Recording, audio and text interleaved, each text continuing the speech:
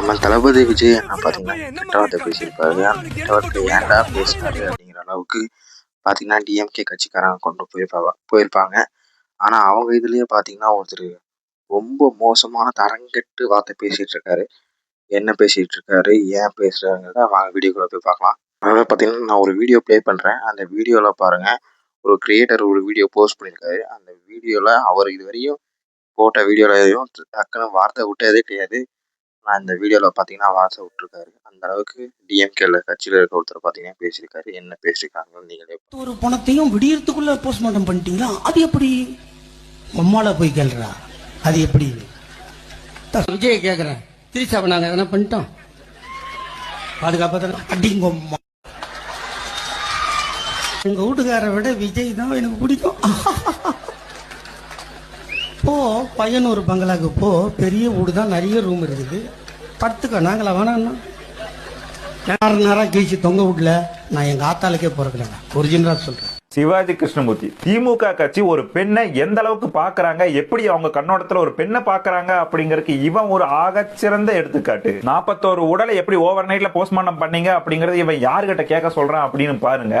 இது அந்த குடும்பத்தில் இருக்கவங்க கேட்டாங்க அப்படின்னா எவ்வளவு ஹர்ட் ஆவாங்க. இவன் வந்துட்டு இதை வச்சு எப்படி அரசியல் பண்றாங்க, அப்படி உண்மையாவே இவனுங்க எல்லாம் வந்துட்டு ஃபீல் பண்றானுங்களா அப்படிங்கறத பாருங்க. கிடையாது, செத்தது நல்லதா போச்சு, இதை வச்சு அரசியல் பண்ணலாம் அப்படின்னு எண்ணத்துல தான் இருக்கானுங்க இவனுக்கு எல்லாருமே. சரி, இவன் கேட்டதே நான் கேட்கிறேன். இதுவே வந்துட்டு ஒரு பெண் ஸ்டாலின் ஐயா எனக்கு ரொம்ப பிடிக்கும் அப்படின்னு சொல்லி இருந்தா, சரி நீ ஒரு வீட்டுக்கு போ, ஒரு ரூமுக்கு போ, நீ சொல்லி இருப்பியா? சொல்லித்தான் பாரு அடுத்த நிமிஷம் என்ன ஆகுது அப்படிங்கறத. இந்த லட்சத்துல இவனுங்க வேற கட்டுப்பாடு, கண்ணியம், ஒழுக்கத்தை பத்தி பேசுறானுங்க. இவனுங்க எல்லாம் வந்து 2 லைனை சேர்த்து ஒழுக்கமா நாகரீகமா பேச தெரியாது, எவனுக்கு மேடையிலேயே பேச தெரியல.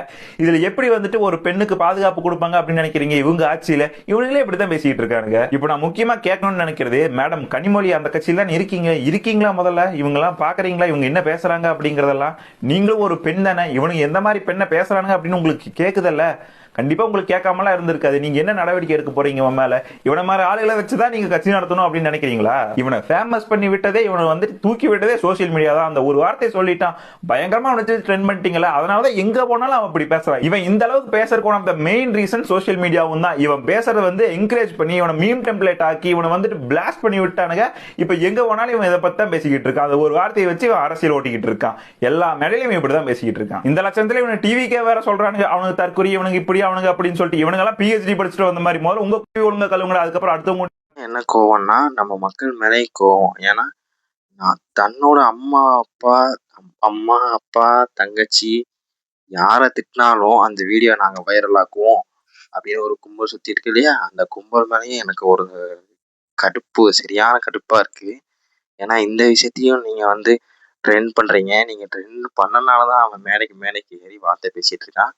அதுவும் அம்மா எடுத்தோடனே அம்மான்னு தான் ஆரம்பிக்கிறான். அப்போ வந்து பார்த்துக்கோங்க எந்த அளவுக்கு சமுதாயம் மாறி இருக்கு, எந்த அளவுக்கு நம்ம மக்களும் மாறி இருக்காங்க அப்படிங்கிறத பார்த்துக்கோங்க.